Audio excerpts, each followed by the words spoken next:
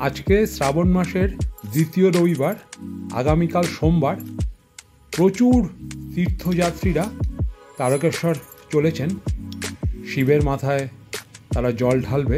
এই গঙ্গার থেকে তারা জল কালেক্ট করে কাতারে কাতারে পিলগ্রিমস চলেছে তারকেশ্বরে। আমরা এখন বৈদ্যবাটি রেলওয়ে লেভেল ক্রসিংয়ে আটকে আছি। একটা অদ্ভুত সিচুয়েশান। এই ট্যুরিস্টদের মধ্যে কি উন্মাদনা, তারা কত ভক্তি ভরে যাচ্ছে শিব ঠাকুরের মাথায় জল ঢালবে বলে। এক অপূর্ব দৃশ্য। কাতারে কাতারে লোক, কোথায় যে লাইন শেষ হয়েছে আমরা এখনও বুঝতে পারছি না। আর আমরা এটাও বুঝতে পারছি না কতক্ষণে আমরা এই রেলওয়ে লেভেল ক্রসিং ক্রস করব। প্রচুর প্রচুর তীর্থযাত্রী। এটা একটা সত্যি দেখার মতো দৃশ্য। এই শ্রাবণ মাসের প্রতিটা সোমবার উপচে পড়ে ভিড় এই তারকেশ্বরে।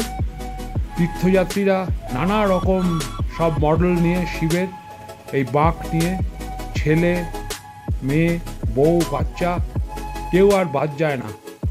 একটা অদ্ভুত উন্মাদনা এই তারকেশ্বরে শিবের মাথায় জল ঢালার। এই শ্রাবণ মাসের উপচে পড়া ভিড়, কোথায় যে লাইন শেষ হয়েছে আমরা এখনও বুঝতে পারছি না। বলে বম তারক বম।